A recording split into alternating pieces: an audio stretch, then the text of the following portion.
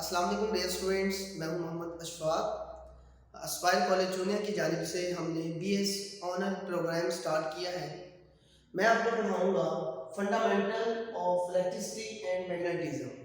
तो आज का जो हमारा टॉपिक है बेटा वो ये है, बेसिक फंडामेंटल्स हैं जो हम डिस्कस करने जा रहे हैं, जिनमें सबसे पहले हम डिस्कस करेंगे व्हाट इज चार्ज। चार्ज क्या है उसको हम डिस्कस करेंगे।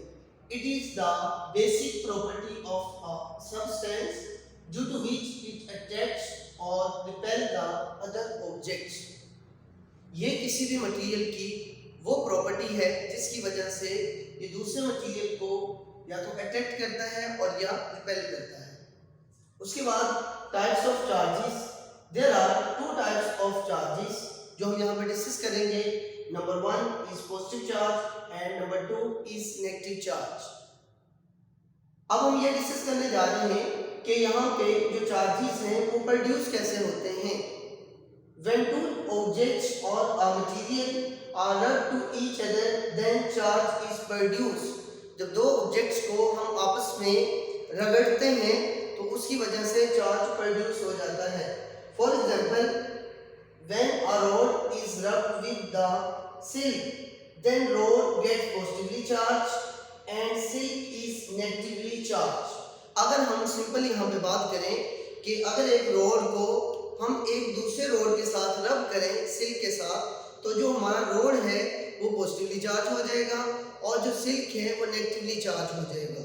सिमिलरली अगर इसकी एक और एग्जांपल को यहाँ पे हम डिस्कस करना चाहें, जब एक कंघी को हम अपने खुश्क बालों में फेरते हैं, उसके बाद कंघी के नज़दीक छोटे कागज़ के टुकड़े को लेकर आए तो वो जो छोटे कागज़ के टुकड़े होंगे वो उस कंघी के साथ चिपक जाएंगे। तो इसका मतलब ये है कि जब हम कंघी को अपने बालों में रगड़ेंगे तो कंघी के ऊपर जो है चार्ज आ जाएगा। चार्ज आने की वजह से वो पेपर के छोटे छोटे पीसीस को अपनी तरफ अट्रैक्ट करेगा। तो बेटा यहाँ से हम कह सकते हैं कि जब दो ऑब्जेक्ट्स को या मटेरियल को आपस में रगड़ते हैं तो उसकी वजह से चार्ज प्रोड्यूस हो जाता है। अब जो चार्ज है वो दो टाइप का हो सकता है, नंबर 1 पॉजिटिव चार्ज और नंबर 2 नेगेटिव चार्ज। अब यहाँ पे हम ये डिस्कस करेंगे what are the characteristics of two charges. ये जो टू चार्जेस प्रोड्यूस हुए हैं इनकी जो कैरेक्टरिस्टिक्स हैं वो क्या क्या है। There are some characteristics of two charges are given below. Number 1, like charges are repelled to each other. अब यहाँ पे चार्जेस हैं वो पॉजिटिव भी हो सकते हैं, दोनों नेगेटिव भी होंगे। अगर वो दोनों सेम चार्जेस हैं तो वो एक दूसरे को रिपेल करेंगे, दफा करेंगे। अगर वो दोनों चार्जेस अनलाइक हैं, मतलब वो डिफरेंट हैं, एक पॉजिटिव है और दूसरा नेगेटिव है, तो ये दोनों चार्जेस एक दूसरे को अट्रैक्ट करेंगे। आगे next, what is the electrostatics. Electrostatics क्या है? The branch of physics in which we study the charges at rest are called under the action of electric force is called electrostatics. Physics की वो branch जिसमें हम जो charges हैं उन्हें rest में स्टडी करते हैं ड्यू टू इलेक्ट्रिक फोर्स, उनको हम कहते हैं इलेक्ट्रोस्टैटिक्स। उसके बाद व्हाट इज इलेक्ट्रिसिटी, क्योंकि हमारा जो टॉपिक है वो है इलेक्ट्रिसिटी एंड मैग्नेटिज्म, तो मेन जो हमारा टॉपिक है वो है इलेक्ट्रिसिटी। इलेक्ट्रिसिटी क्या होती है बेटा? The branch of physics in which we study the charges in motion is called electricity. Physics की वो ब्रांच जिसमें हम जो चार्जेस को मोशन में स्टडी करते हैं उसको हम इलेक्ट्रिसिटी बोलते हैं। उसके बाद बेटा नेक्स्ट हम डिस्कस करते हैं what are the basic particles और the elements of the atom. Atom के जो मेन और बेसिक पार्टिकल्स हैं वो कौन कौन से हैं? नंबर 1 इलेक्ट्रॉन, नंबर 2 प्रोटॉन और नंबर 3 न्यूट्रॉन। एक एटम के अंदर जो 3 मेन पार्टिकल्स हैं वो हम प्रीवियस क्लासेस में पढ़कर आ चुके हैं, वो इलेक्ट्रॉन, प्रोटॉन और न्यूट्रॉन्स हैं। अब ये जो बेसिक पार्टिकल्स हैं इनको हम फर्दर स्टडी करते हैं। First one is electron. Electron क्या है? It is negatively charge particle. ये जो पार्टिकल है इसके ऊपर नेगेटिव चार्ज होता है। The magnitude of charge is 1.67 multiply by 10 to the power -19 coulomb. Its mass is 9.1 multiplied by 10 to the power minus 31 kg. It is measured in coulomb, or in other words you can say that the SI unit of charge is coulomb. बेटे यहाँ पे जो electron है उसके ऊपर electric charge होता है, और जो इलेक्ट्रॉन के ऊपर जो चार्ज की मैग्नीट्यूड है वो 1.67 multiply by 10 to the power minus 19 coulomb होती है। जो इलेक्ट्रॉन है उसका जो मास है वो 9.1 multiply by 10 to the power minus 31 kg होता है। यहाँ पे बेटा जो अभी हमने बात की कि ये जो इलेक्ट्रॉन पर चार्ज है इसका जो SI यूनिट यहाँ पे लेंगे वो कूलम है। उसके बाद बेटा proton, it is positively charged particle of the atom.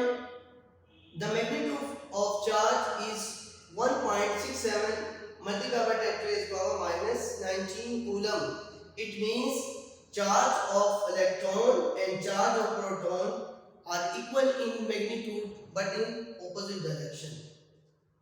The mass of proton is 1.67 multiplied by 10 to the power 27 kg. It is also measured in coulomb.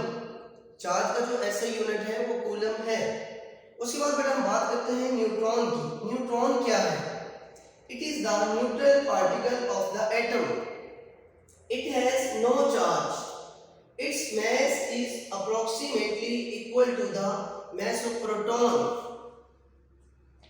उसके बाद बेटा जो है what is the basic law or a basic principle of electrostatics. Electrostatics का जो basic principle है वो क्या है? इसका जो बेसिक प्रिंसिपल है वो बेटा ये है, like charges repel to each other and unlike charges attract to each other. This is the basic law or a principle of electrostatics. बच्चों समझ आ गई है? उसके बाद what is the difference between conductor, semiconductor and insulator? ये आपको short question में पूछा जा सकता है कि what is the difference between conductors, semiconductors and insulator. तो बेटा वन बाय वन इनको हम डिस्कस करते हैं। फर्स्ट वन है कंडक्टर्स। कंडक्टर्स क्या होते हैं? बेटा वो मटेरियल जिनमें से हीट, करंट और बेटा जो चार्जेस हैं वो इजीली पास हो जाते हैं या उनमें से इजीली फ्लो हो जाते हैं, उन मटेरियल्स को हम कंडक्टर्स बोलते हैं। For example all the metals are good conductor of electricity and heat. जितनी भी metals हैं, metals हमने पढ़ी हुई है फर्स्ट ग्रुप और सेकंड ग्रुप की जो metals हैं लाइक सोडियम है, पोटाशियम है, आयरन है, एल्यूमिनियम है, कॉपर है, ये सारी की सारी बेटा गुड कंडक्टर हैं। ये हीट को भी कंडक्ट करती हैं और इलेक्ट्रिसिटी को भी कंडक्ट करती हैं। नेक्स्ट बेटा जो है इनमें जो फ्री इलेक्ट्रॉन्स होते हैं वो लार्ज क्वांटिटी में होते हैं, आर एक्सेस इन क्वांटिटी। अच्छा उसके बाद जो कंडक्टर्स को हम डिस्कस कर रहे हैं, कंडक्टर्स की कुछ और भी प्रॉपर्टीज हैं। The conduction band and valence band are overlap to each other. बेटा जो कंडक्टर्स होते हैं उनमें कंडक्शन बैंड और वैलेंस बैंड बिल्कुल आपस में क्लोज होते हैं, nearly close to each other होते हैं। अब ये वैलेंस बैंड क्या होते हैं, कंडक्शन बैंड क्या होते हैं? बेटा एक एटम के अंदर ऑर्बिटल्स होते हैं, ऑर्बिटल्स के अंदर शेल होते हैं, फिर सब शेल होते हैं, उनके दरमियान भी एनर्जी लेवल्स एग्जिस्ट करते हैं, पाए जाते हैं, जिनको हम कंडक्शन बैंड बोलते हैं या एनर्जी बैंड बोलते हैं। इसकी 3 स्टेट्स होती हैं, एक वैलेंस बैंड है, दरमियान में फर्मी लेवल होता है और उसके बाद कंडक्शन बैंड होता है। अब बेटा ये क्या है, कंडक्टर में ये कंडक्शन बैंड और वैलेंस बैंड दोनों आपस में करीब करीब होते हैं। The conduction electrons are in order of 10 to the power 23 per centimeter cube। इनमें जो कंडक्शन इलेक्ट्रॉन्स होते हैं और वो मैक्सिमम होंगे, कितने होते हैं बच्चों? 10 to the power 23 per centimeter cube। उसके बाद ये जो कंडक्टर्स हैं इनकी रेजिस्टिविटी कितनी होती है?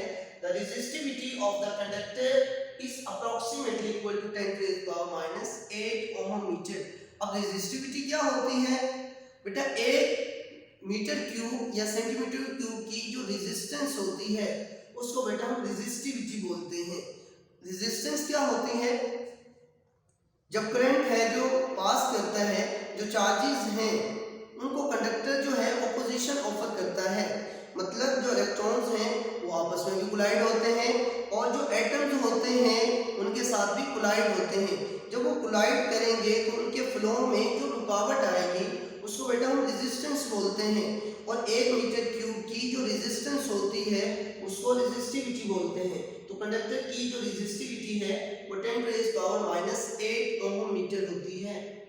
फॉर एग्जांपल जो कॉपर है उसकी जो रेजिस्टिविटी है वो होती है 1.77 मल्टीप्लाई बाय 10⁻⁻8 ओम मीटर। उसके बाद है बेटा सेमीकंडक्टर्स। सेमी का मतलब होता है हाफ। कंडक्टर्स हम पहले ही पढ़ चुके हैं, नाम से ही पता है। तो बेटा the partial conductors are called semiconductor. वो मटेरियल जो तो ना तो कंडक्टर्स होते हैं और ना ही इंसुलेटर होते हैं, बल्कि उनके दरमियान में उनकी प्रॉपर्टीज एग्जिस्ट करती हैं, उनको बेटा हम बोलते हैं semiconductors. The partial conductors are called semiconductor. For example बहुत कॉमन से एग्जांपल्स हैं सिलिकॉन और जर्मेनियम। ये बेटा दोनों जो मटेरियल्स हैं ये दोनों ही सेमीकंडक्टर हैं। The distance between conduction band and valence band is very small. अगर हम इसकी बात करें जिस तरह कंडक्शन बैंड और वैलेंस बैंड कंडक्टर में बिल्कुल ओवरलैप किए होते हैं, एक दूसरे के बिल्कुल मिक्स किए होते हैं एक दूसरे में, लेकिन अगर सेमीकंडक्टर की बात करें तो कंडक्शन बैंड और वैलेंस बैंड के दरमियान गैप तो होता है लेकिन स्मॉल होता है, ओवरलैप नहीं किया होता बल्कि थोड़ा गैप होता है। उसके बाद the conduction electrons are in the order of 10⁻12 पर सेंटीमीटर क्यूब। इसमें जो फ्री इलेक्ट्रॉन्स होते हैं वो कंडक्टर के मुकाबले में कम होते हैं और वो कितने होते हैं 10⁻12 पर centimetre cube. The resistivity of silicon is 0.5 ohm metre. अब सिलिकॉन की जो रेजिस्टिविटी है वो होती है 0.5 ओम मीटर। उसके बाद बेटा लास्ट वन है इंसुलेटर्स। इंसुलेटर्स क्या होते हैं? The materials through which heat current and charges can not flow are called insulators. वो मटेरियल जिनमें हीट, इलेक्ट्रिसिटी और चार्जेस फ्लो नहीं होते उनको हम इंसुलेटर कहते हैं। फॉर एग्जांपल प्लास्टिक, ग्लास और रबर, लकड़ी वगैरह, ये सारे के सारे क्या हैं? इंसुलेटर मटेरियल्स हैं। इनमें जो फ्री इलेक्ट्रॉन्स होते हैं वो बिल्कुल बाउंड होते हैं या टाइटली पैक होते हैं विद द एटम और वो फ्रीली मूव नहीं कर सकते। फॉर एग्जांपल अगर हम बात करें प्लास्टिक या जो रबर या ग्लास की बात करें तो इनमें फ्री इलेक्ट्रॉन्स नहीं होंगे बल्कि वो टाइटली बाउंड होंगे with the atoms. There are no free electrons but they are tightly bound with the atoms. Their resistivity is in the order of 10⁻11 to 10⁻16 ohm metre. तो ये जो था बेटा आज का हमारा टॉपिक। उम्मीद है कि सब बच्चों को समझ आ गई होगी। बेटा अगर कोई प्रॉब्लम हो तो आप बाद में मुझसे डिस्कस कर सकते हैं। ओके बेटा, अल्लाह हाफिज़, अपना ख्याल रखिए।